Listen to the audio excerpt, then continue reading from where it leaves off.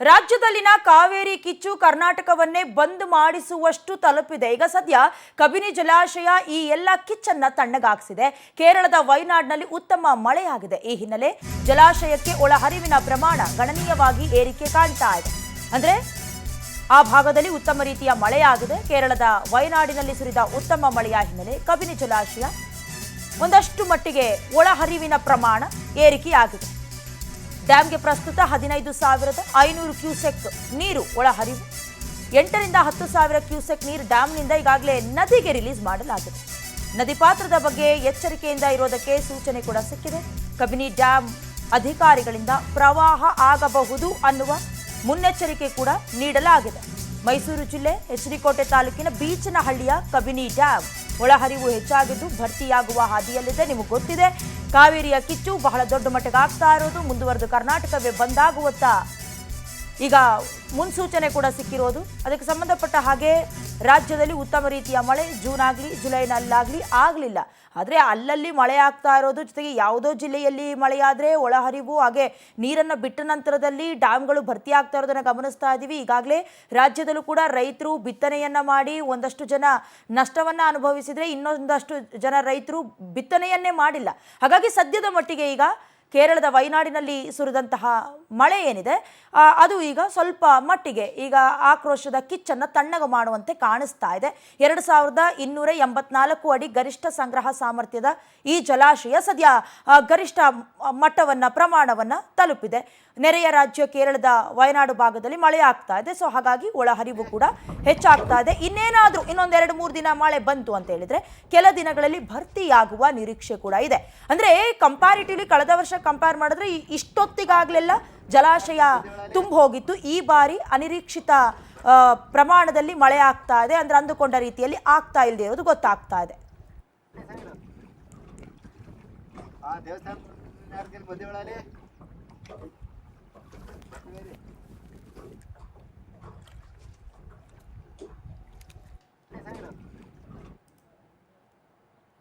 ಈಗಾಗಲೇ ಮಳೆ ಕರ್ನಾಟಕದಲ್ಲಿ ಯಾವ ರೀತಿ ಸಮಸ್ಯೆ ಉಲ್ಬಣವನ್ನು ಮಾಡಿದೆ, ಜೊತೆಗೆ ತಮಿಳುನಾಡು ನೀರು ಕೇಳ್ತಾ ಇರೋದ್ರಿಂದ ಮತ್ತಷ್ಟು ಸಂಕಷ್ಟಕ್ಕೆ ಗುರಿಯಾಗಿರೋದು ರೈತರು ಸೇರಿದಂತೆ ರಾಜ್ಯ ಸರ್ಕಾರಕ್ಕೂ ಕೂಡ ಇದೊಂದು ರೀತಿ ತಲೆನೋವು, ಸವಾಲಿನ ರೀತಿಯಲ್ಲೇ ಇತ್ತು. ಅಂದರೆ ಬೇರೆ ಬೇರೆ ಜಿಲ್ಲೆಗಳಲ್ಲಿ ಮಳೆಯಾದರೂ ಕೂಡ ಸ್ವಲ್ಪ ಮಟ್ಟಿಗೆ ಈ ಕಾವೇರಿ ನೀರನ್ನೇ ಅವಲಂಬಿಸಿರೋದು. ಸದ್ಯದ ಮಟ್ಟಿಗೆ ಕುಡಿಯೋದಕ್ಕೆ ನೀರು ಸಿಕ್ಬಿಟ್ರೆ ಸಾಕಪ್ಪ, ಈಗಾಗಲೇ ಜಾನುವಾರುಗಳು ಸೇರಿದಂತೆ ಕುಡಿಯೋದಕ್ಕೂ ನೀರಿಲ್ಲ ಅಂತ ಹವಣಿಸ್ತಿದ್ದಾರೆ.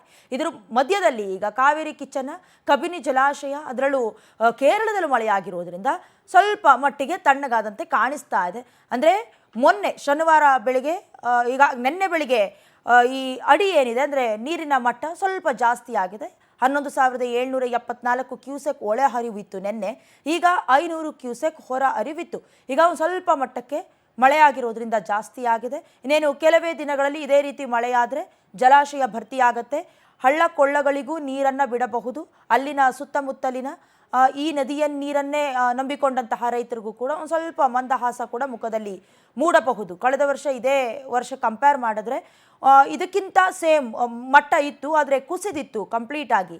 ಈಗ ಸುರಿದಿರುವಂತಹ ನೆರೆ ರಾಜ್ಯದ ಮಳೆಯಿಂದ ನಮ್ಮ ರಾಜ್ಯದ ರೈತರ ಮುಖದಲ್ಲಿ ಮಂದಹಾಸ ಕಾಣಿಸ್ತಾ ಇದೆ. 15 ದಿನಗಳಲ್ಲಿ 4.5 TMC ನೀರು ಹರಿಸೋದಕ್ಕೆ CWMA ಸೂಚಿಸಿತ್ತು. ನಿತ್ಯವೂ 3,500 ಕ್ಯೂಸೆಕ್ ನೀರನ್ನು ತಮಿಳುನಾಡಿಗೆ ಬಿಡಬೇಕು ಅಂತ. ಇದೀಗ ಕಬಿನಿಯಿಂದ 8 ರಿಂದ 10,000 ಕ್ಯೂಸೆಕ್ ನೀರು ತಮಿಳುನಾಡು ಬೇಡಿಕೆಯಂತೆ 9 TMCಗಿಂತ ಹೆಚ್ಚು ನೀರನ್ನೇ ಬಿಡುಗಡೆ ಮಾಡಲಾಗ್ತಿದೆ. ಕರುನಾಡಿನ ಅನ್ನದಾತರ ಮೊರೆಗೆ ಮಳೆ ಮೋಡಗಳು ಕರಗಿದೆ. ಭಾರಿ ಮಳೆಗೆ ಕಬಿನಿ, ಹಾರಂಗಿ ಜಲಾಶಯಗಳು ಬಹುತೇಕ ಭರ್ತಿಯಾಗಿದೆ. KRS ಜಲಾಶಯಕ್ಕೂ ಹೆಚ್ಚಾಗ್ತಿದೆ ಒಳಹರಿವಿನ ಪ್ರಮಾಣ. ಈಗ 15 ದಿನಗಳಲ್ಲಿ ಪ್ರತಿದಿನವೂ ಕೂಡ 4.5 TMC ನೀರು ಅಂದರೆ 3,500 ಕ್ಯೂಸೆಕ್ ನೀರನ್ನು ಬಿಡುಗಡೆ ಮಾಡಬೇಕು ಅನ್ನೋದಾಗಿ CWRC, CWMA ಈ ಎರಡೂ ಸಮಿತಿಗಳು ಕೂಡ ಸೂಚನೆಯನ್ನು ಕೊಟ್ಟಿದ್ದಾಯಿತು. ರಾಜ್ಯ ಸರ್ಕಾರದ ಕೆಲ ವಾದಗಳು ವಿಫಲವಾದವು ಅನ್ನುವಂಥ ಕಾರಣಕ್ಕೆ ಮತ್ತೊಂದು ಹಂತದ ಸಭೆ ನಡೆಸೋದಕ್ಕೂ ಕೂಡ ಮುಂದಾಗಿತ್ತು. ಅಂದರೆ ತಮಿಳುನಾಡು ಸರ್ಕಾರಕ್ಕೆ ನೀರನ್ನು ಬಿಡಿಸ್ತಾರೆ ಅನ್ನುವಂಥ ವಿಚಾರಕ್ಕೆ ಸದ್ಯ ಈಗ ಸುರಿದಿರುವಂಥ ಮಳೆಯಿಂದಾಗಿ ಜಲಾಶಯಗಳು ಭರ್ತಿಯಾಗ್ತಾ ಇದೆ. ಇನ್ನು ಇದೇ ವಿಚಾರಕ್ಕೆ ಸಂಬಂಧಪಟ್ಟ ಹಾಗೆ ಹೆಚ್ಚಿನ ಡೀಟೇಲ್ಸ್ ಅನ್ನ ದೂರವಾಣಿ ಸಂಪರ್ಕದ ಮೂಲಕ ಕೊಡ್ತಾರೆ ನಮ್ಮ ಪ್ರತಿನಿಧಿ ಪ್ರೇಮ್ ಕುಮಾರ್. ಪ್ರೇಮ್, ಈಗ ಕೊಡಗು ಅಥವಾ ಕೇರಳದಲ್ಲಿ ಮಳೆಯಾದ್ರೆ ಅದು ಕಬಿನಿ ಆಗಿರಬಹುದು, ಕಾವೇರಿ ಜೊತೆಗೆ ಸುತ್ತಮುತ್ತಲಿನ ನದಿಗಳಿಗೆಲ್ಲವೂ ಕೂಡ ತುಂಬುತ್ತವೆ. ಸದ್ಯದ ಮಟ್ಟಿಗೆ ಈಗಿರುವ ಪರಿಸ್ಥಿತಿಯಲ್ಲಿ ಕೇಳಿಕೊಂಡ ರೀತಿಯಾಗಿಂತ ಜಾಸ್ತಿ ನೀರನ್ನು ಬಿಡುಗಡೆ ಮಾಡ್ತಾ ಇರೋದು ಮತ್ತಷ್ಟು ಆಕ್ರೋಶ ಕಾರಣ ಆಗಬಹುದಾ? ಮತ್ತಷ್ಟು ಮಳೆಯ ನಿರೀಕ್ಷೆಯನ್ನ ಇಟ್ಕೊಳ್ಬಹುದಾ? ಏನಿದೆ ಡೀಟೇಲ್ಸ್ ಪ್ರೇಮ್ ಕುಮಾರ್? ಏನು ಒಂದು ಭಾಗದಲ್ಲಿ ಕೇರಳ ವಯನಾಡಿನಲ್ಲಿ ಮಳೆ ಆಗ್ತಾ ಇರುವಂತ ಹಿನ್ನೆಲೆಯಲ್ಲಿ ಕಬಿನಿ ಜಲಾಶಯ ಭರ್ತಿ ಆಗಿರುವಂತದ್ದು. ಈಗಾಗಲೇ 1 ಅಡಿ ಮಾತ್ರ ಬಾಕಿ ಇರುವಂತದ್ದು. ಈಗ 15,000 ಕ್ಯೂಸೆಕ್ಸ್ ನೀರು ಹೊರಬರ್ತಾ ಇರುವಂತದ್ದು. ಈಗ ಸಂಜೆ ವೇಳೆಗೆ ಸುಮಾರು 8ರಿಂದ 10,000 ಕ್ಯೂಸೆಕ್ಸ್ ನ ನೀರನ್ನ ಹೊರಬಿಡಬೇಕಾಗಿರುವಂತ ಸಾಧ್ಯತೆ ಇರುವಂತದ್ದು.